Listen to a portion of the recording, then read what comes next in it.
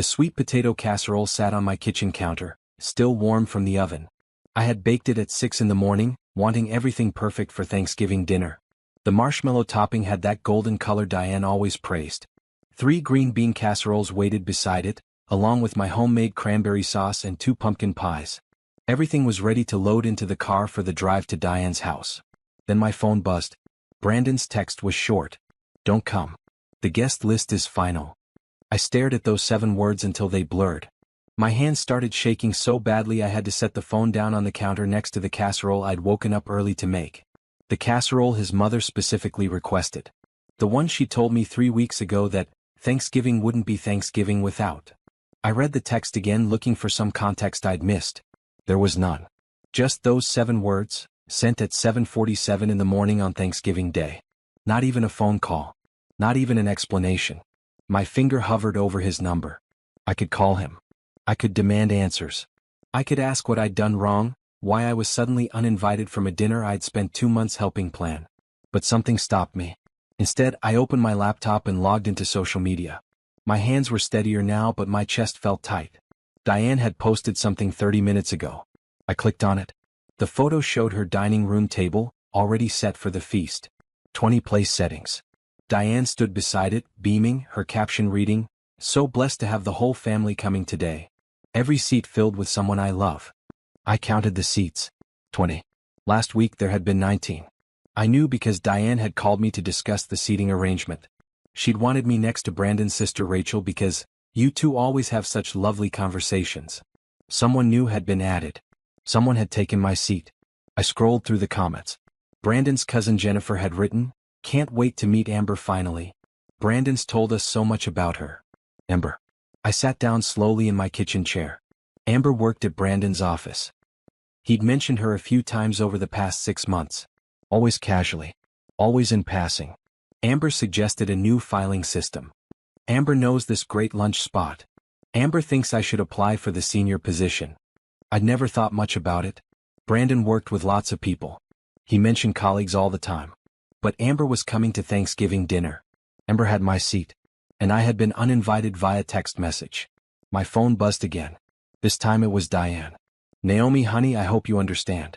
Brandon said you had other plans. We just want everyone to be comfortable today. You understand, right? Don't make this difficult. The whole family is coming. Don't ruin it." I read her message 3 times. She hoped I understood. She wanted everyone comfortable. Don't make this difficult. Don't ruin it. The implication was clear. My presence would ruin Thanksgiving. My presence would make people uncomfortable. And somehow I was the one being difficult by existing. I looked at the food on my counter. Hours of work. Ingredients I'd shopped for carefully, trying to stay within our tight budget. I'd used my own money for most of it because Brandon had said we needed to save his paycheck for the mortgage. The mortgage on the house his parents had helped us buy. The house that was 20 minutes from Diane's home. The house Brandon had wanted because it kept him close to his family. I picked up my phone and typed a response to Brandon. "Understood. Enjoy your dinner." To Diane I wrote, "I hope you have a wonderful Thanksgiving." Then I went to my home office and opened the bottom drawer of my desk. The folder was still there, buried under old tax returns and insurance paperwork. I pulled it out and opened it. The offer letter was 3 years old, but I kept it. I kept it even though I'd turned it down. Even though Brandon had been upset when I'd even considered it. Even though Diane had cried and said I was trying to take her son away from his family. The position was in Seattle. A significant promotion. Better pay. More responsibility. A chance to actually use my degree and skills instead of staying in a job I'd outgrown years ago. I'd said no because Brandon had asked me to. Because Diane had made me feel guilty. Because keeping the peace had seemed more important than my career. I read through the letter again. At the bottom there was a note from the hiring manager. "This offer stands for 3 years. We'd love to have you whenever you're ready." 3 years. Today was the last day that offer would be valid. I opened my email and started typing. "Dear Miss Patterson, I hope this message finds you well. I am writing to accept the position offered to me 3 years ago, if it is still available. I understand this is unconventional timing, but I am prepared to relocate immediately and begin work as soon as possible. Please let me know if this opportunity is still open. Best regards, Naomi Fletcher." I hit send before I could change my mind. Then I stood up and walked to my bedroom. The closet was full of clothes I rarely wore. Professional outfits I'd bought years ago when I still thought my career mattered. Dresses I'd purchased for family events where I'd smiled until my face hurt, trying to fit into a family that had never really made room for me. I pulled out 2 large suitcases and set them on the bed. My phone rang. Brandon's name flashed on the screen. I let it go to voicemail. It rang again. This time it was Diane. I declined the call. A text came through from Brandon. "Why are you being like this? It's just one dinner. Stop being dramatic." I didn't respond. I just kept packing. The suitcases filled quickly. I focused on essentials first. Work clothes, documents, my laptop, the jewelry my grandmother had left me, photographs that were mine alone, not us together. My phone kept buzzing. Text after text.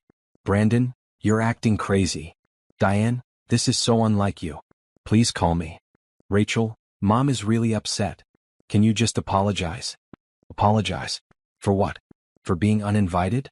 For having my place given to someone else? For existing as an inconvenience?" I turned my phone on silent and kept packing. By noon I had 4 suitcases ready. The house was quiet. Brandon was at his mother's by now. They were probably all sitting down to eat. Amber was probably charming everyone, sitting in my chair, eating food I'd helped prepare in previous years. I wondered if they were talking about me. Probably not. I'd been erased so efficiently, so completely, that I doubted I'd come up in conversation at all. My email pinged. I opened my laptop. Miss Patterson had responded already. "Naomi, I am thrilled to hear from you. Yes, the position is still available. We've actually expanded the role since our original offer. I'd love to discuss details with you. Are you available for a phone call this afternoon?" This afternoon. Thanksgiving afternoon. I looked around the bedroom. At the life I'd built here. The life I'd compromised my dreams for. The life that had just shown me exactly how little I mattered in it. I typed my response. "I'm available now." 20 minutes later, I was on the phone with Miss Patterson, discussing start dates and relocation packages and salary negotiations. She was kind and professional and treated me like someone valuable. Someone worth hiring. Someone whose presence was wanted, not tolerated. We agreed I would start in 2 weeks. That gave me time to pack, arrange movers, and find an apartment in Seattle. "I know this is fast," Miss Patterson said, "but we're genuinely excited to have you join our team. Your skills are exactly what we need." "Thank you," I said. My voice was steady. "I'm excited too." After we hung up, I sat in the quiet house for a long moment. The sweet potato casserole was probably cold by now. The pies would go to waste. All that food, all that effort, for a dinner I'd been erased from. I stood up and walked to the kitchen. I packaged up all the food and put it in the refrigerator. Maybe I'd drop it at a shelter tomorrow. Maybe I'd just throw it out. It didn't matter anymore. What mattered was that I was leaving. I was finally actually leaving. And I was never looking back. The day after Thanksgiving, I woke up at dawn. Brandon's side of the bed was cold. He'd come home late, slipping in quietly, probably assuming I was asleep. I'd been awake but hadn't moved or acknowledged him. He'd fallen asleep within minutes, his breathing heavy and unbothered. I got up carefully and went to the bathroom. In the mirror, I looked the same as always. Brown skin, dark eyes, hair wrapped in my satin scarf. But something inside felt different. Clear. I showered, dressed, and went to my office before Brandon woke up. I had work to do. First, I made a list. Not an emotional one. A practical one. Bank accounts to separate. Bills in my name. Subscriptions. Insurance. The car title. My retirement account. Credit cards. Every financial thread that tied me to this life needed to be identified and carefully untangled. I'd been handling our finances for years because Brandon said he found it boring. I knew exactly where every dollar went.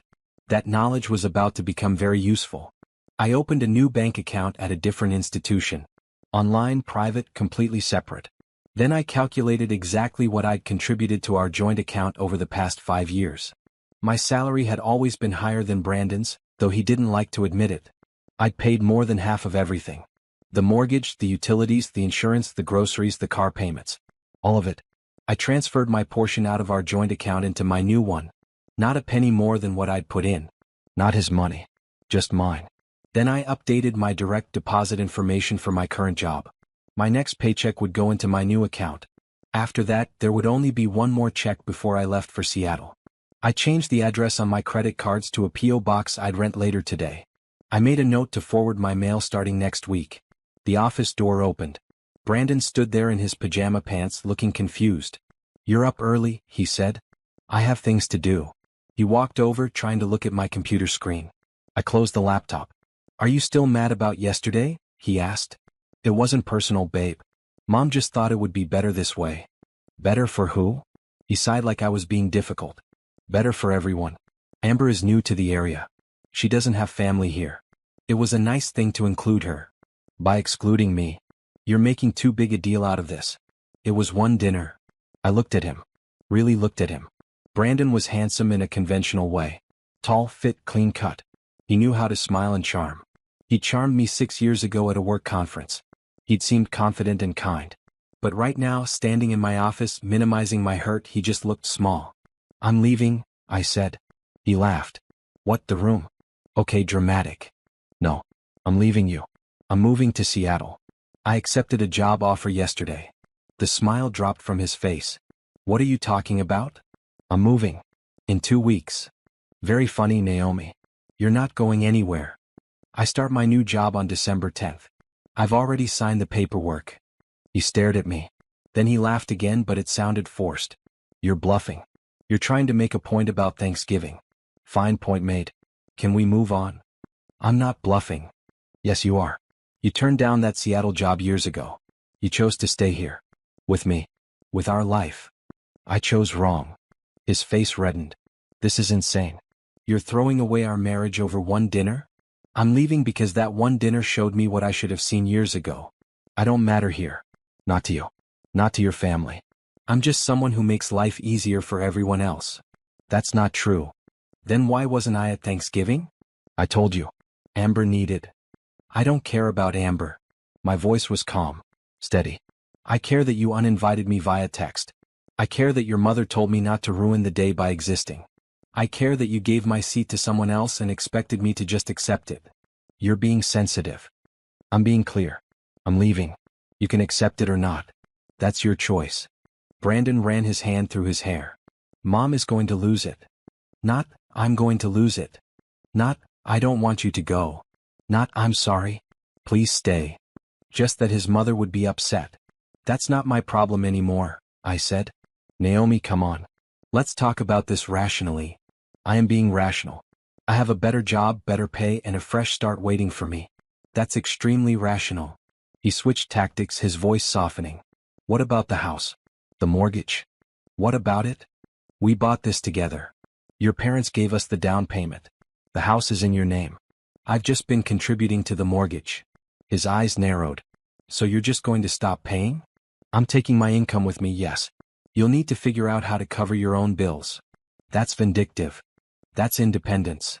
He stared at me for a long moment. Then he shook his head. "Fine. Take a few days. Cool off.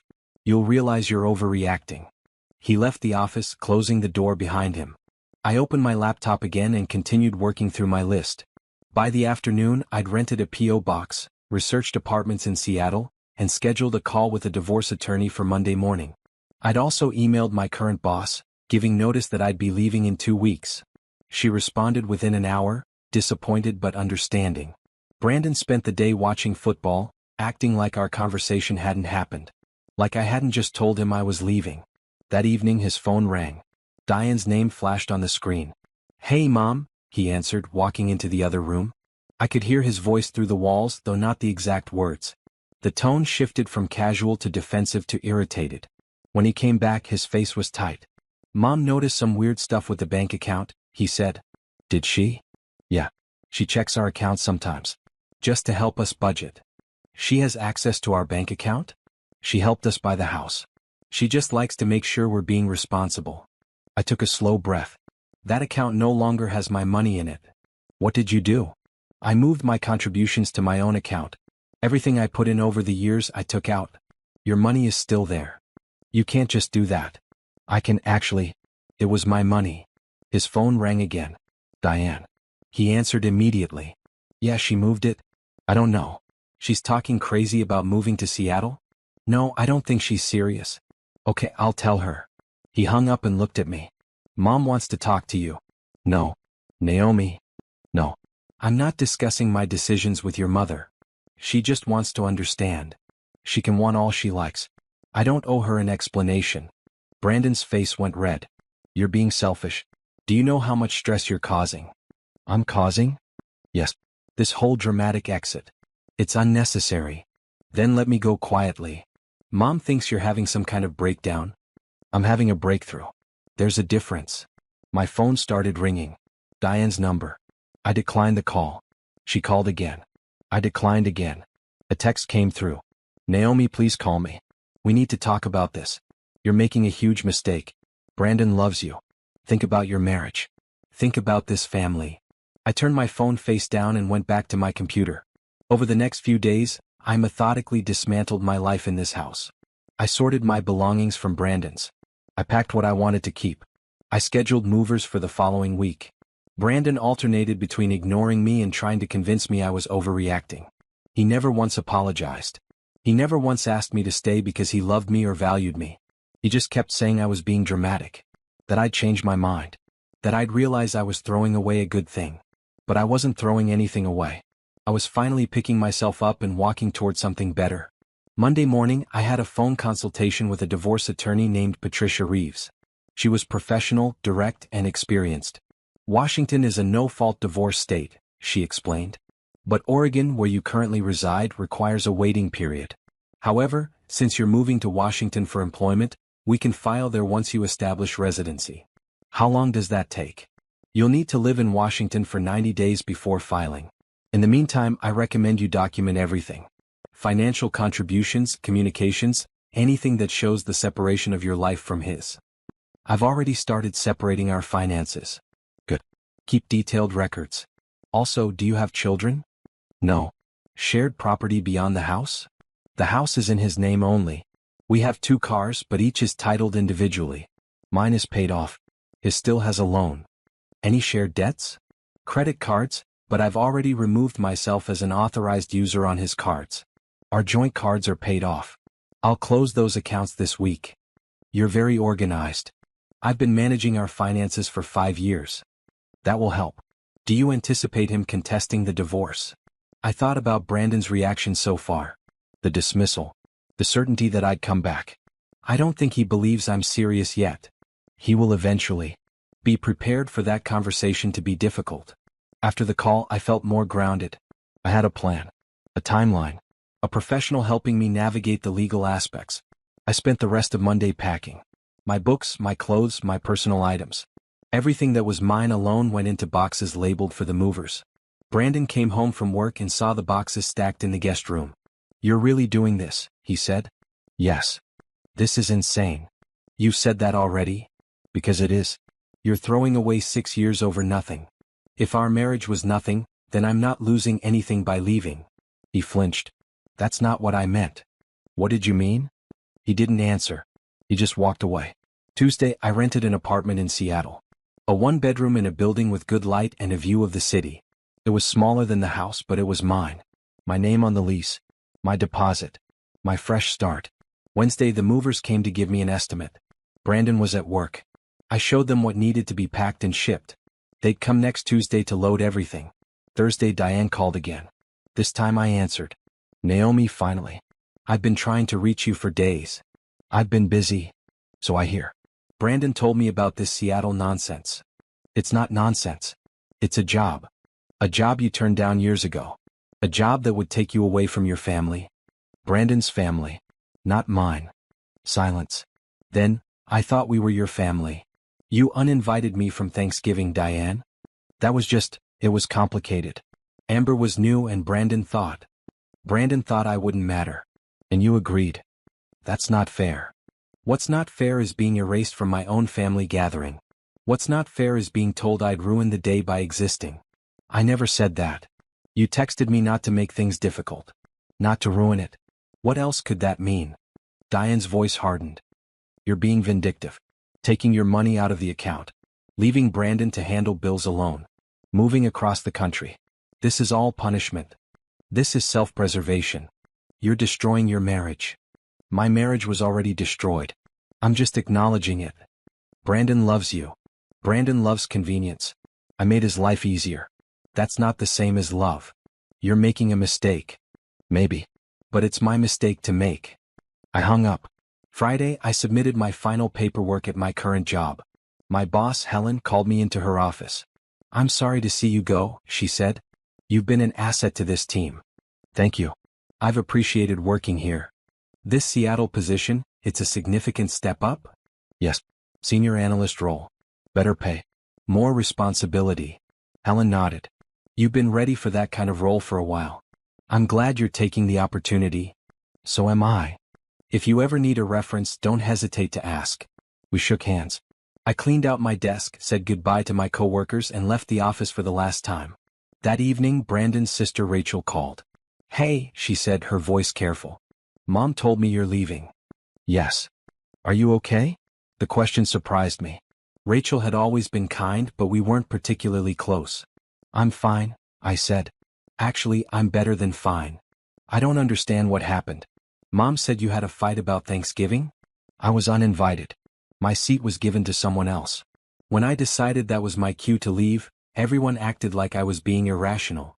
Rachel was quiet for a moment. "I didn't know you were uninvited. Brandon told us you couldn't make it." "He lied. Naomi, I'm sorry. If I'd known." "It's okay. It actually clarified a lot for me." "Are you sure about this? About leaving?" "I've never been more sure of anything." After we hung up, I sat in the quiet house. Brandon was at his parents' house again. He'd been spending most evenings there this week, probably complaining about me to his family. I didn't care. Let him complain. Let them all discuss how unreasonable I was being. I was leaving. That was all that mattered. Saturday, I went shopping for things I'd need in Seattle. A new coffee maker because ours was Brandon's. New towels because I didn't want anything that smelled like this house. A few decorations to make the new apartment feel like home. Sunday I cleaned. Not because I had to, but because I wanted to leave things neat. I wasn't trying to be vindictive. I just wanted a clean break. Brandon finally acknowledged what was happening Sunday evening. He sat down across from me at the kitchen table. "You're really going?" he said. "Yes." "When?" "The movers come Tuesday. I drive to Seattle Wednesday." "That's 3 days." "Yes." "Naomi." His voice cracked slightly. "Don't do this." "I have to." "No, you don't. You're choosing to." "You're right. I'm choosing me." "Finally." "What about us?" "There is no us. There hasn't been for a long time. I just didn't see it until Thanksgiving. One dinner doesn't erase 6 years." "No. But it revealed what those 6 years actually were. I was convenient, helpful, useful, but not valued, not wanted, not loved in the way I needed to be loved. I do love you. You love what I do for you. That's different." He looked down at his hands. "What do you want me to say?" "Nothing. I don't want you to say anything. It's too late for words." "So that's it? You're just done?" "Yes." He stood up abruptly, his chair scraping against the floor. "Fine. Go to Seattle. See if I care." He left the room. A few minutes later, I heard his car start. He drove away, probably back to his mother's house. I sat in the quiet kitchen for a long time. Then I went to my office and made a final list of everything I'd accomplished this week. Bank account separated. Check. Apartment rented. Check. Movers scheduled. Check. Job transition complete. Check. Divorce attorney consulted. Check. In 1 week, I'd dismantled a life I'd spent 6 years building. And I felt nothing but relief. Wednesday morning, I loaded the last of my personal items into my car. The movers had taken everything else yesterday. The house looked strange now, emptier, with all my belongings gone. It looked like what it always was, Brandon's space, not ours. He'd come home late last night and gone straight to bed without speaking to me. This morning he was still asleep when I carried my final bag to the car. I left my house key on the kitchen counter. No note. No explanation. Just the key. Then I got in my car and drove away. The drive to Seattle took about 12 hours with stops. I listened to podcasts, ate fast food, and watched the landscape change from familiar to foreign. Every mile felt like freedom. I arrived at my new apartment building just before sunset. The property manager met me with keys and a welcome packet. She was friendly, efficient, and treated me like any other resident. Not someone's wife. Not someone's daughter-in-law. Just Naomi Fletcher, tenant in apartment 4C. The apartment was small but bright. Hardwood floors, large windows, a tiny balcony that overlooked the street. It was empty except for the boxes the movers had delivered yesterday. My furniture would arrive tomorrow. I stood in the center of the living room and felt something I hadn't felt in years. That night, I slept on an air mattress in my new bedroom. The city sounds were different from home. Traffic, voices, the hum of urban life. I fell asleep smiling. Thursday my furniture arrived. I spent the day unpacking and arranging. The couch went under the window. My bookshelf against the wall. My desk in the second bedroom that I'd use as an office. Everything found a place.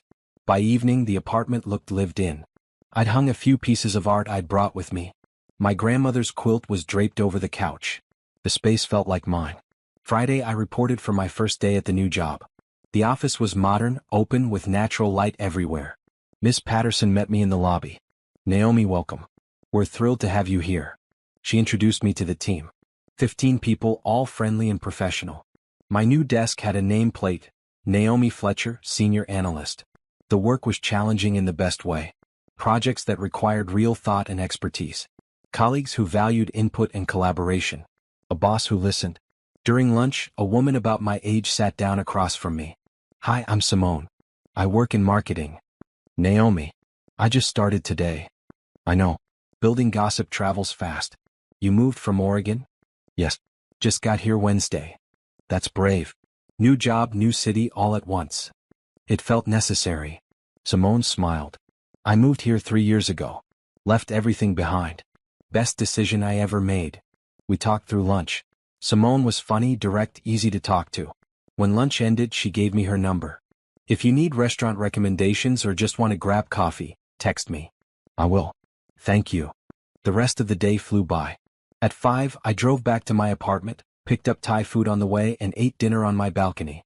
The city stretched out before me, full of possibility. My phone buzzed. A text from Brandon. "The bank called. The mortgage payment is late. You need to send your half." I didn't respond. Another text. "Naomi, I'm serious. I can't cover this alone." I blocked his number. Over the next few weeks, I settled into a routine. Work during the day, exploring the city in the evenings and on weekends. Simone invited me to a community art show. I went and loved it. She introduced me to her friends and they welcomed me into their group without question. I started taking a painting class on Thursday evenings. Something I'd always wanted to try but never had time for. The instructor was patient, the other students were kind, and I discovered I had a decent eye for color. One Saturday, Simone and I hiked a trail outside the city. The view from the top was stunning. Mountains, forests, water in the distance. "You seem different than when you first got here," Simone said as we sat on a rock, catching our breath. "Different how?" "Lighter. Like you were carrying something heavy and finally put it down." "That's exactly what it feels like." "What were you carrying?" "Other people's expectations. Other people's needs. Other people's version of who I should be. And now I'm just me. It's simpler. Simpler is underrated." We hiked back down as the sun set. That evening, I painted for the first time outside of class. Nothing fancy, just colors on canvas. But it felt good. Creative. My phone rang. An unknown number. I almost didn't answer, but something made me pick up. "Naomi?" It was Diane. "How did you get this number?" "I called your office. They transferred me." I made a mental note to tell HR not to transfer personal calls. "What do you want, Diane?" "I want to talk about Brandon. He's struggling." "That's not my problem. He's your husband. He's my soon-to-be ex-husband. You can't just abandon your marriage." "I didn't abandon it. I left it." "There's a difference. Brandon told me you blocked his number." "I did. He needs to reach you. There are bills. Bills he can pay himself. He has a job. His salary doesn't cover everything. You know that. Then he needs to adjust his lifestyle." "That's cruel." "What's cruel is uninviting me from Thanksgiving. What's cruel is treating me like an inconvenience. What's cruel is expecting me to fund a life I'm no longer part of." We made a mistake with Thanksgiving. I admit that. But this is extreme. This is proportional. You showed me I didn't matter. I believed you. Now I'm gone. If you'd just come back, we could work this out. I don't want to work it out. I want to move forward. With what? Some fantasy life in Seattle? It's not a fantasy. It's real. And it's better than anything I had there. Diane was quiet for a moment. "You've changed." "Yes, I have. I like who I'm becoming." "Brandon says you're being vindictive." "Brandon can say whatever he wants. I'm not listening anymore." I hung up and blocked that number too. Then I went back to my painting, adding bold strokes of red and blue. The canvas was bright, energetic, alive. Just like I was starting to feel. It was a Thursday evening, 3 weeks after I'd arrived in Seattle. I was at my painting class, working on a piece inspired by the Pike Place market. The instructor, Jeffrey, was giving feedback on my use of perspective. "You're improving quickly," he said. "Have you painted before?" "Not since high school art class." "You have natural talent. Don't abandon this." I smiled. "I won't." My phone buzzed in my bag. I ignored it. I'd learned to let calls go to voicemail during class. Whatever it was could wait an hour. But the phone buzzed again. And again. During the break I checked. 7 missed calls from Diane. 3 voicemails. I stepped outside and listened to the first voicemail. "Naomi, call me immediately. This is urgent." Her voice was sharp, panicked. The second message, "Naomi, I'm not joking. Call me back right now." The third, "If you don't call me in the next 10 minutes, I'm calling the police to do a welfare check." I called her back, stepping further down the street for privacy. She answered on the first ring. Finally. "Where have you been?" "In a painting class." "What's the emergency?" "The bank flagged irregularities on Brandon's account. They're saying there's suspicious activity. The mortgage payment is overdue. Bills are bouncing." "What did you do?" "I didn't do anything to Brandon's account. The bank says the account pattern changed dramatically. Large withdrawals, insufficient funds. That's because my income is no longer going into that account. You need to fix this." "No, I don't." "Naomi, the house payment is late. Brandon is getting penalty fees. His credit score will be affected. Then he should pay his bills. He can't afford the house payment alone. Then he should sell the house. Or rent out a room. Or get a second job. Those are his options." Diane's voice went cold. "You're doing this on purpose." "I'm doing nothing on purpose. I'm simply no longer subsidizing his lifestyle. You contributed to that house. You have a responsibility. The house is in his name. I was never on the deed. I just helped pay for it. Now I don't. That's how separation works. This is vindictive. This is independence. I have my own bills now. My own rent. My own life to fund." "What about your marriage vows?" "What about them?"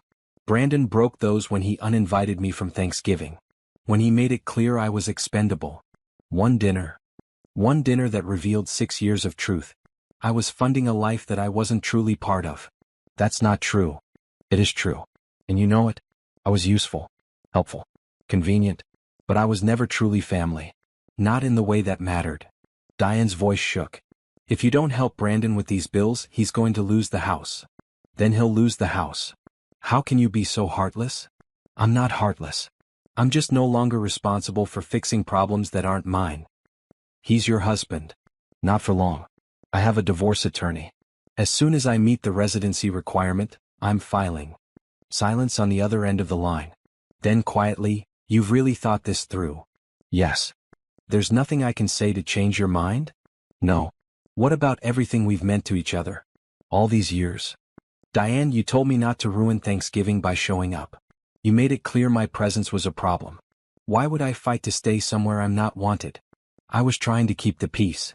At my expense. That's always been the pattern. My feelings, my needs, my career, all sacrificed to keep the peace. I didn't realize. That's the problem. You didn't realize. And now it's too late." I heard her take a shaky breath. "Brandon needs you. Brandon needs to learn to take care of himself. Please, Naomi. Just come back and let's talk about this properly." "There's nothing to talk about. I'm building a new life here. I'm happy. I'm not coming back." "You're making a huge mistake." "Maybe. But it's my mistake to make." I hung up and stood on the sidewalk for a moment, letting the Seattle evening air cool my heated face. My hands were trembling slightly, but not from fear or regret. From relief. From the satisfaction of finally standing my ground. I went back inside to finish my painting class. The next day at work, I was in a meeting when my phone buzzed with a text from an unknown number. I glanced at it during a break. "This is Rachel. Please don't block me. Can we talk?" I waited until after the meeting to respond. "What do you want to talk about?" "Brandon told me what's happening with the bills. I didn't know you were supporting so much of his lifestyle. Most people didn't." "I'm sorry. That wasn't fair to you." "No, it wasn't. Are you really not coming back?" "I'm really not coming back." "I understand why. For what it's worth, I think you're brave." That surprised me. "Thank you."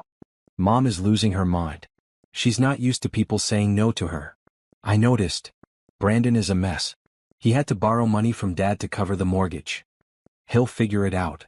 You really don't care anymore, do you? I thought about that. Did I care? About Brandon's stress, his financial problems, his hurt feelings? I care that he's struggling, I said honestly. But I'm not responsible for fixing it. He's an adult. He made choices. Now he's dealing with consequences. Fair enough. Take care of yourself, Naomi. You too, Rachel. That weekend, Simone invited me to a gallery opening. One of her friends was showing her photography. I wore a blue dress I'd bought specifically for my new life. Something bright and bold that I'd never have worn in Oregon. The gallery was crowded, full of creative people discussing art and life. I felt at home in a way I never had at Brandon's family gatherings. Simone introduced me to people. This is Naomi. She's a brilliant analyst who just moved here from Oregon. Not, this is Naomi, Brandon's wife. Not, this is Naomi, she's married. Just Naomi. My own person. We drank wine, looked at beautiful photographs, and talked about art and ambition and the courage it takes to create something from nothing. Later, standing on the sidewalk outside the gallery, Simone said, "You're glowing lately. Seattle agrees with you. It really does. Any regrets about leaving? None. Not even a little? Not even a little." And I meant it. December rolled into Seattle with rain and cold winds. I bought a proper winter coat and learned to appreciate the cozy gray days. My apartment felt like a sanctuary.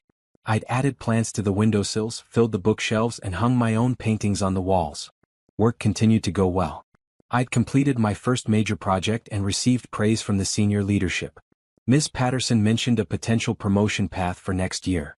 I'd also made more friends. Simone's circle had become mine. We did trivia nights at a local pub, went to concerts, tried new restaurants. For the first time in years, I had a social life that wasn't centered around Brandon's family. One Tuesday evening, I was making dinner when my phone rang. Another unknown number. I almost didn't answer, but curiosity won. "Hello. Naomi, it's Brandon." I should have hung up. But something in his voice stopped me. He sounded different. Smaller. "How did you get this number?" "I called your company. They wouldn't transfer me, but someone took pity and gave me your direct line. Another note to make to HR. What do you want?" "I need to talk to you. About everything." "There's nothing to talk about. Please. Just give me 5 minutes." I sighed. "Fine. 5 minutes. Thank you." He paused. "Things are falling apart here." I heard. "From who?" "Rachel texted me a few weeks ago." "Of course she did." He sounded bitter. "Did she tell you I had to borrow money from my dad?" "She mentioned it." "Do you have any idea how humiliating that was? I'm 32 years old, and I had to ask my father for money to pay my mortgage. That sounds difficult." "Difficult." His voice rose. "It's a nightmare. The house payment is too high. The utilities are more than I thought. The car insurance went up.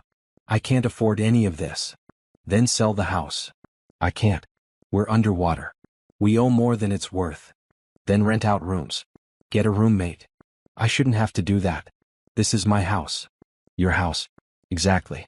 Your responsibility. Our house. We built this life together." "No, Brandon. You built this life. I just funded it." Silence. "Then, is that really what you think?" "It's what I know. I looked at our finances before I left. Do you know what percentage of our household income one contributed?" "I don't." 63%. Nearly 2/3. But decisions were made like we contributed equally. Or like your opinion mattered more because it was your family, your town, your life. That's not fair. What's not fair is that I sacrificed my career to stay close to your mother. What's not fair is that I turned down promotions and opportunities because you wanted to stay near your family. What's not fair is that I made your life comfortable while mine stayed small. I never asked you to do that. You didn't have to ask. You just expected it. And I complied because I thought that's what marriage meant. And now you've realized it doesn't? Now I've realized that marriage should be partnership. Equal value. Mutual respect. What we had was me accommodating you." He was quiet for a long moment. "I didn't see it that way." "I know. That's part of the problem. Can we fix it?" "No." "Why not?" "Because I don't want to. I like my life now. I like not having to consider your mother's feelings before making decisions. I like having friends who value me. I like working at a job that challenges me. I like coming home to an apartment that's mine. I don't want to go back to being convenient. I never saw you as convenient. What did you see me as? He didn't answer. Exactly, I said. You didn't see me at all. You just saw what I could do for you. That's harsh. It's honest. Naomi, I'm sorry. About Thanksgiving. About how we treated you. I should have stood up for you. Yes, you should have.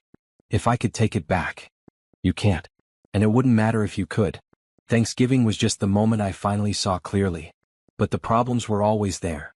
So that's it? You're just done? After 6 years, you're walking away? I walked away a month ago. This conversation is just making it official. What about us? What about our history? Our history is why I'm moving forward. I don't want more of what we had. I want something different. Something better. With someone else? With myself. And eventually, maybe with someone who actually values my presence. I valued you. You valued what I did. That's not the same thing. He made it sound like a laugh, but it came out bitter. You sound so sure of yourself. I'm sure. For the first time in years, I'm completely sure. I don't believe that. I think you're scared and you're running. Believe what you want. It doesn't change anything. Naomi. Your 5 minutes are up. Don't call this number again. I hung up before he could respond. My hands were steady.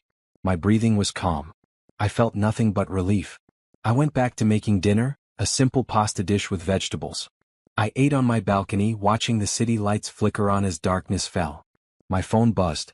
A text from Simone. Trivia night tomorrow. You in? Absolutely. The next day, I got an email from Patricia Reeves, my attorney. Naomi, you've now been a Washington resident for 90 days. We can file for divorce at your convenience. Please let me know when you'd like to proceed. I responded immediately. Please file as soon as possible. 2 hours later, she confirmed. Filing submitted. You'll be served papers within the week. I'll send copies to your address in Oregon. What was happening? The legal end of my marriage. I should have felt sad. Or scared. Or uncertain. Instead, I felt free. That evening at trivia, my team won second place. Simone bought a round of drinks to celebrate. We laughed, told stories, and made plans for the upcoming holidays. What are you doing for Christmas? Simone asked. I'm not sure yet. Staying here probably. Come to my family's dinner. We always have room for one more. Are you sure? Absolutely. My mom loves new people. Fair warning though, we're loud and chaotic. That sounds perfect. Later that night, lying in bed in my quiet apartment, I thought about holidays. Last year I'd spent Thanksgiving erased. This year I'd spent Christmas welcomed. The difference was everything. The divorce papers arrived at Brandon's house on a Thursday morning. I knew because Rachel texted me. Brandon got papers today. He's freaking out. He shouldn't be surprised. He is though. I think he really believed you'd come back. That was never going to happen. I know. For what it's worth, I think you're doing the right thing. Thank you. An hour later, Brandon called from yet another number. This time I didn't answer. He left a voicemail. Naomi, we need to talk about these papers. You can't just, we need to talk. Call me back. I deleted the voicemail without finishing it. Patricia called later that day. Your husband's attorney reached out. He wants to contest the divorce. On what grounds? He's claiming abandonment and financial irresponsibility. I almost laughed. I left after being excluded from my own family gathering. And I only took my own money. I know. His case is weak. But it means the process will take longer. He's trying to delay. How much longer? Could add 3 to 6 months. Unless he accepts a settlement. What kind of settlement? That depends on what he wants. Typically, division of assets and debts. Since you don't have children and most assets are separate, it should be straightforward. The house is in his name. I never wanted it anyway. What about your contributions to the mortgage? I don't want them back. I just want out. Are you sure? You paid into that house for years. I'm sure. Consider it payment for my freedom. Patricia was quiet for a moment. That's very generous. It's very final. I don't want anything that ties me to him. I'll communicate that to his attorney. If you're willing to walk away clean, he may accept quickly. Good. The faster this is over, the better. Over the next few weeks, the negotiations happened through attorneys. Brandon wanted me to contribute to his moving costs if he had to sell the house. I declined. He wanted me to pay half of the outstanding credit card debt. I showed receipts proving I'd already paid more than my share. He wanted spousal support. Patricia laughed at that request. He makes only slightly less than you, she said. And the marriage was under 10 years. He has no case for spousal support. So what does he actually have a case for? Nothing really. He's grasping at straws. By mid-January, Brandon's attorney convinced him to accept the terms. No spousal support. No division of the house. Each person responsible for their own debts. A clean break. I signed the papers in Patricia's office on a Thursday afternoon. She witnessed my signature and smiled. Congratulations. You're officially single. How long until it's finalized? 90 days. But effectively it's done. I walked out of her office into the Seattle drizzle. The air smelled like rain and possibility. That evening, Simone took me out to celebrate. We went to a nice restaurant overlooking the water. To new beginnings, she said, raising her glass. To new beginnings. We ate good food, drank good wine, and talked about everything except my marriage. It felt right to move forward without looking back. The next day I got a text from an unknown number. I almost deleted it, but the message made me pause. Naomi, this is Diane. I wanted to apologize. You were right. About everything. I'm sorry for how we treated you. I hope you find happiness. I stared at the message for a long time. Part of me wanted to ignore it. Part of me wanted to tell her exactly how much damage her family had done. But mostly I just felt tired of the whole thing. I typed a simple response. Thank you for the apology. I hope things work out for all of you. Then I blocked the number. I didn't need closure from them. I'd already found it within myself. February brought clear skies and colder temperatures. I settled deeper into my Seattle life. Work was challenging and rewarding. My painting improved. My friendships grew stronger. I also started therapy. Not because I was falling apart, but because I wanted to understand why I'd accepted so little for so long. My therapist, Dr. Morgan, was insightful and direct. You're a people pleaser, she said during our third session. You prioritize others' comfort over your own needs. I'm working on that. You are. Leaving was a huge step. But the work continues. You need to learn to value yourself the way you value others. How do I do that? Start by noticing when you're about to sacrifice your needs. Pause. Ask yourself, is this what I truly want, or am I doing this to avoid conflict? I practiced that awareness. In meetings I spoke up more. With friends I said no to plans I didn't actually want to attend. In my own life I started choosing what I wanted instead of what seemed easiest. It was hard at first. Uncomfortable. But it got easier. One Saturday I went to an art supply store to buy new paints. While browsing, a man around my age struck up a conversation. That's a good brand, he said, gesturing to the tubes in my hand. The pigments are really rich. Thanks. I'm still learning what works. Are you a painter? Trying to be. I just started a few months ago. That's great. It takes courage to start something new. We talked for a few minutes about art and technique. He was friendly, easy to talk to. Before leaving, he asked if I'd like to get coffee sometime. I almost said yes. Then I paused. Did I want to? Or was I just being polite? I realized I wasn't ready yet. Dating felt premature. I was still figuring out who I was outside of being someone's wife. I appreciate the offer, I said. But I'm not really looking to date right now. Fair enough. Good luck with your painting. He left without pressure or resentment. It was a nice interaction. And I felt good about being honest. Later, I told Dr. Morgan about it. You said no to something you didn't want, she said. That's progress. It felt good. It should. You're learning to honor your own timeline. By March, the divorce was finalized. I received the official papers in the mail. Patricia had them couriered to my apartment. I sat on my couch and read through the document. Dissolution of marriage. Official end date. Division of assets. None. I was no longer Naomi Fletcher, wife of Brandon Fletcher. I was just Naomi Fletcher. Single. Independent. Free. I should have felt something dramatic. Relief maybe. Or sadness for what ended. But I just felt peaceful. Like closing a book I'd finished reading. I put the papers in a folder and filed them away. Then I made myself dinner, poured a glass of wine, and watched the sunset from my balcony. My phone buzzed. A text from Simone. Movie night tomorrow? New thriller just came out. I'm in. Life was simple now. Work, friends, art, therapy. Small pleasures. Big dreams. A future I was building one choice at a time. And for the first time in years I was excited to see what came next. Spring arrived in Seattle with cherry blossoms and longer days.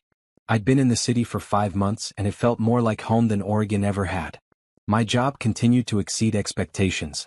In April, Miss Patterson called me into her office. Naomi, I have good news. We're creating a new position, Director of Strategic Analysis. I'd like to offer it to you. Director?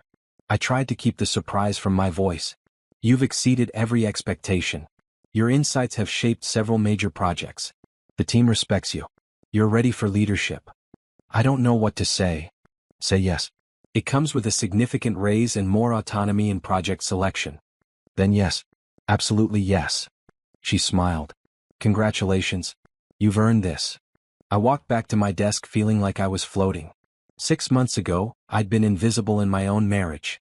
Now I was being promoted to director. I called Simone during lunch. I'm buying dinner tonight. I have news. That evening, over sushi and sake, I told her about the promotion. Director, she said. That's huge. How do you feel? Proud. And a little scared. It's a lot of responsibility. You can handle it. You're one of the smartest people I know. Thank you. Are you going to tell your ex? No. That part of my life is closed. Good. He doesn't deserve to know how well you're doing. I smiled. Exactly. With the raise, I could afford a nicer apartment. I started looking at places with more space, maybe a second bedroom for a proper art studio. My painting had also progressed. Jeffrey, my instructor, suggested I submit work to a local gallery for an emerging artist show. You're ready, he said. Your technique has improved dramatically, and your use of color is distinctive. You really think so? I do. Art is subjective, but talent is recognizable. You have talent. I submitted 3 pieces. 2 abstracts inspired by the Seattle skyline, and 1 landscape of the view from my favorite hiking spot. 2 weeks later I got an email. All 3 pieces had been accepted for the show. I stared at the acceptance letter, reading it 3 times to make sure I understood. My art was going to be displayed in a real gallery. People would see it. Maybe even buy it. I called Simone immediately. She screamed so loud I had to hold the phone away from my ear. We're celebrating, she said. Tonight. No arguments. We went out with our friend group. 8 of us crowded into a booth at our favorite bar, toasting my gallery acceptance. To Naomi, Simone raised her glass. Artist, director, and genuine inspiration. Everyone cheered. I felt warmth spread through my chest. These people celebrated me. Not what I could do for them. Just me. The gallery show was in early May. I invited everyone I knew in Seattle. Simone, my co-workers, my painting classmates, even my therapist. The night of the opening, I wore a bright red dress. Bold, confident, nothing like the muted colors I used to wear to avoid standing out. My pieces were hung on the east wall, each with a small placard showing my name and the title. Seeing them displayed professionally was surreal. People looked at my work. Strangers stood in front of my paintings, discussing color choices and emotional impact. Several asked about purchasing prints. Jeffrey found me standing near my pieces watching people react. How does it feel? He asked. Unreal. Good unreal. You should feel proud. This is just the beginning. Simone took dozens of photos. For posterity, she said. When you're famous, I can say I knew you when. Toward the end of the evening, a man approached me. He was tall, handsome, with kind eyes and an easy smile. Are you the artist? He asked, gesturing to my paintings. I am. These are beautiful. The color work is really striking. Thank you. I'm Jordan. I work in architecture. I came tonight with a friend, but your pieces caught my attention. I'm Naomi. Thank you for the kind words. We talked for a few minutes about art and color theory and how creativity shows up in different fields. He was intelligent and genuinely interested in the conversation, not just making small talk. Before leaving, he asked if he could take me to coffee sometime. This time, when I paused to consider, the answer was different. I'd like that, I said. He smiled. Great. Can I get your number? We exchanged information. He texted me the next day and we made plans for coffee that weekend. I told Dr. Morgan about it during our session. How do you feel about dating? She asked. Nervous, but also curious. I'm different now than I was in my marriage. How so? I know what I want, what I won't accept, what I deserve. That's significant growth. It feels like it. Coffee with Jordan turned into lunch, then dinner, then a weekend hike. He was different from Brandon in fundamental ways. He listened when I talked. He asked questions about my work and actually cared about the answers. He respected my boundaries without making me feel difficult. When I mentioned I'd been married before, he didn't pry. Everyone has a past, he said. What matters is who you are now. We took things slowly. I was cautious and he respected that. He lived 2 hours away in Tacoma but made the drive regularly without complaint. You're worth the drive, he said simply. One evening, sitting on my balcony watching the sunset, Jordan asked about my divorce. You don't have to talk about it if you don't want to, he said. But I'm curious what brought you to Seattle. I told him the story. Not all the details but the important parts. Being uninvited from Thanksgiving. Realizing I'd made myself small. Choosing to leave and rebuild. He listened without interrupting. When I finished, he was quiet for a moment. That took real courage, he said finally. It took desperation. No. Desperation would have been begging them to include you. Courage was walking away and building something better. I looked at him. Thank you for seeing it that way. It's the truth. We sat in comfortable silence, watching the city lights blink on. Dating Jordan felt different. Lighter. There was no pressure to be anyone other than myself. No family expectations to manage. No sacrificing my needs for the sake of peace.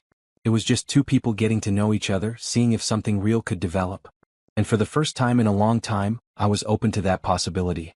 Summer arrived with warm sunshine and long evenings. Seattle transformed into the kind of city people write songs about. I spent my weekends hiking, painting, and exploring neighborhoods I hadn't visited yet. My relationship with Jordan developed naturally. We saw each other once or twice a week, testing compatibility without rushing. He met Simone and my friends. They approved. He's good for you, Simone said after a group dinner where Jordan had fit in seamlessly. He doesn't try to change you or diminish you. I know. It's refreshing. Is it serious? It's becoming serious. But we're taking our time. Good. You deserve someone who values the pace you need. In July, I traveled to Portland for a work conference. My company was presenting research, and as the new director, I was leading the presentation. The conference was at a downtown hotel. 3 days of panels, networking, and workshops. I was nervous but prepared. The first day went well. My presentation was well received and several attendees asked thoughtful questions. During the lunch break, I networked with colleagues from other companies. Then I saw him. Brandon. He was across the conference hall talking to someone at a vendor booth. He looked thinner, tired. He hadn't seen me yet. My first instinct was to leave. To avoid the interaction entirely. But then I realized something. I didn't need to run. I had every right to be here. This was my professional space, my achievement. He didn't get to make me uncomfortable in it. I continued my conversation with the colleague I'd been talking to, keeping Brandon in my peripheral vision. He turned and our eyes met. His expression shifted through several emotions. Surprise, discomfort, something that might have been regret. He excused himself from his conversation and walked over. Naomi. Hi. Hello, Brandon. Awkward silence. My colleague sensed the tension and politely excused herself. I didn't know you'd be here, Brandon said. I'm presenting. I work in Seattle now, remember? Right. Of course. He looked at my name badge. Director. That's new. I was promoted a few months ago. Congratulations. Thank you. More silence. He seemed smaller somehow. Less certain. You look good, he said. Happy. I am happy. That's good. That's really good. He shifted his weight. Listen, I've wanted to talk to you. About everything. About how things ended. There's nothing to discuss. I think there is. I've been doing some therapy. Working through things. I've realized I handled everything poorly. I'm glad you're working on yourself. I'm sorry. For Thanksgiving. For not seeing how much you contributed. For taking you for granted. I looked at him. A year ago, this apology might have meant something. Might have cracked my resolve. Now it was just words. Too late and too little. I appreciate the apology, I said. But it doesn't change anything. I know.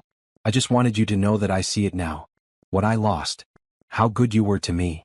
Brandon, I hope you do better in your next relationship. I really do. But this chapter is closed. Are you seeing someone?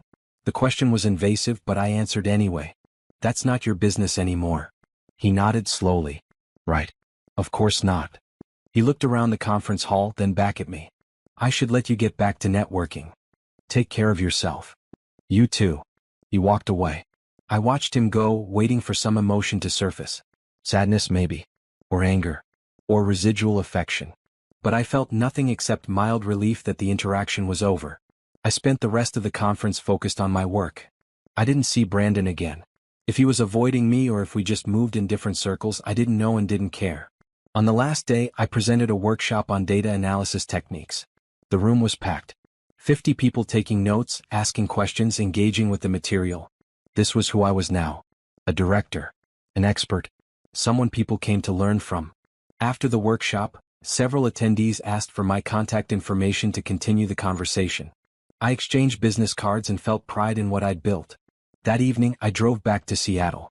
Jordan had texted earlier asking if I wanted dinner. Just got back from Portland. Dinner sounds perfect. My place or yours? Yours. I'll bring wine. I stopped at a wine shop on the way, picking out a bottle the clerk recommended. Then I drove to Jordan's apartment in Tacoma. He answered the door with a smile. How was the conference? Productive. And interesting. Interesting how? Over dinner, I told him about running into Brandon. How did that feel? He asked. Surprisingly neutral. I thought seeing him might bring up old feelings. But it didn't. He apologized and I accepted it, and that was that. Do you think you'll hear from him again? I hope not. That part of my life is finished. Jordan nodded. For what it's worth, you seem completely at peace with it.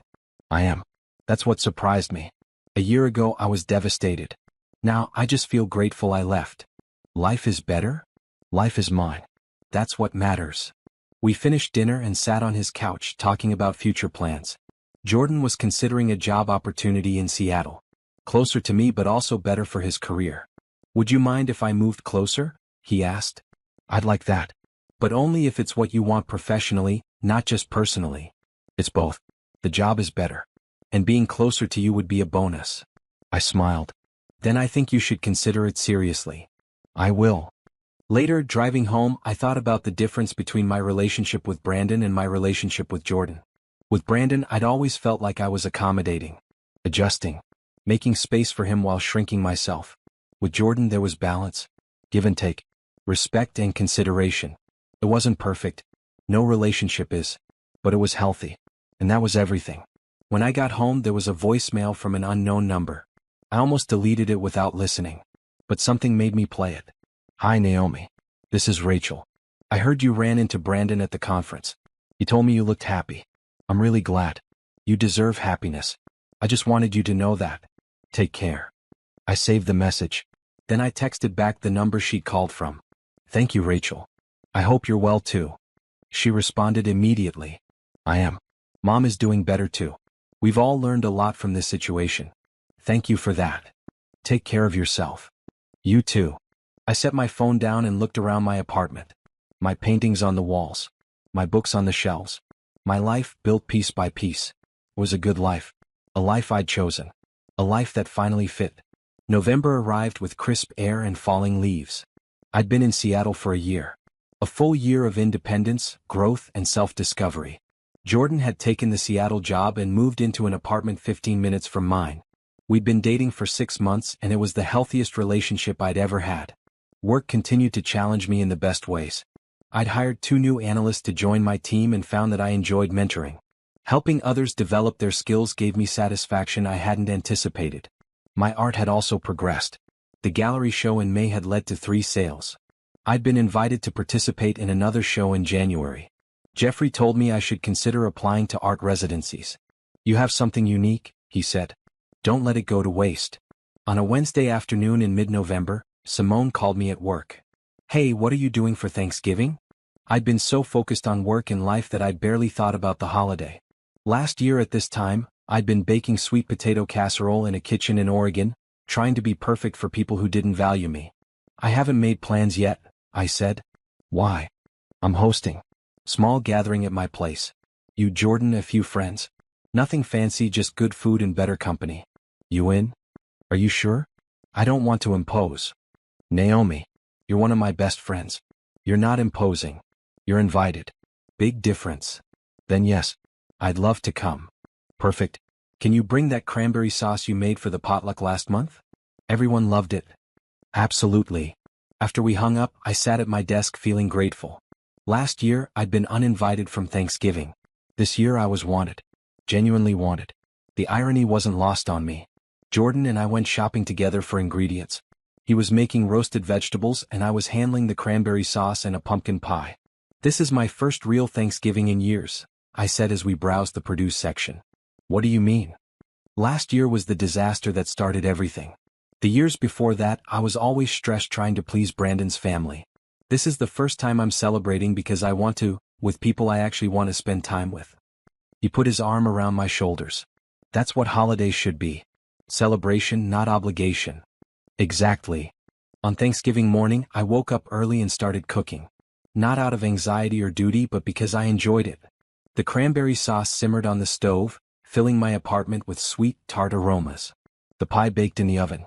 My phone rang. An unknown number. I almost didn't answer, but something made me pick up. Hello. Naomi, it's Diane. I hadn't heard her voice in months. Part of me wanted to hang up immediately. But curiosity won. Hello, Diane. I hope I'm not interrupting your day. I'm cooking. What do you need?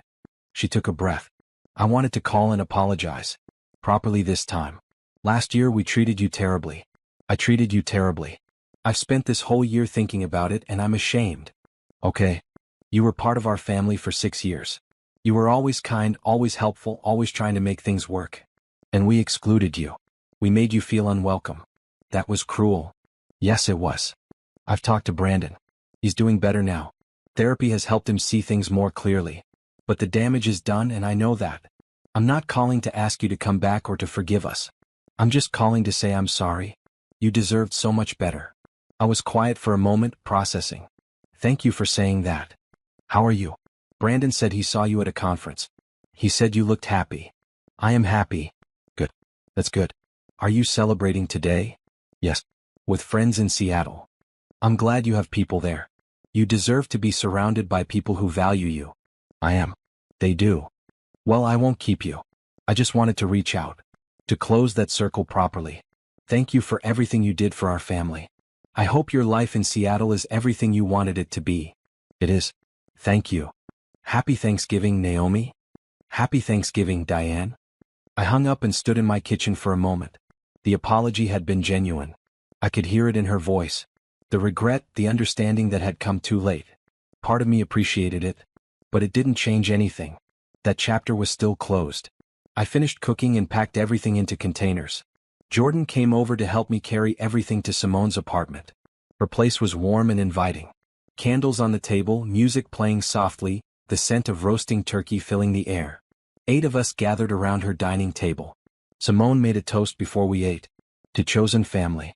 To the people who show up for each other, not out of obligation but out of love. To this group right here, right now. We all raised our glasses. The meal was delicious. The conversation flowed easily. Stories, laughter, genuine connection. Jordan sat beside me, his hand occasionally finding mine under the table. After dinner we played games and talked until late. No one was checking their phones or counting down until they could leave. Everyone was present, engaged, happy to be there. As the evening wound down, Simone pulled me aside. You seem different than a year ago, she said. I am different. Good different.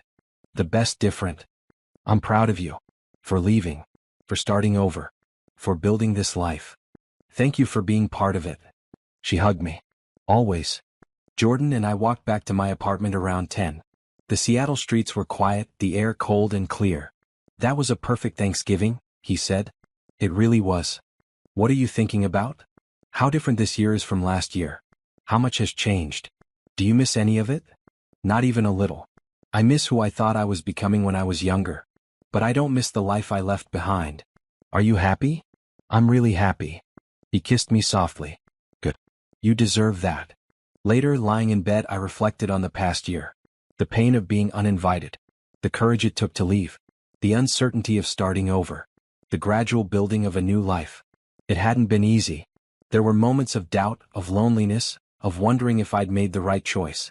But those moments had passed. And what remained was solid. Real. Mine. I was no longer the woman who made herself small to keep others comfortable. I was no longer the wife who funded a life she wasn't truly part of. I was no longer the daughter-in-law who apologized for existing. I was Naomi Fletcher. Director. Artist. Friend. Partner. Woman who chose herself. And I was home.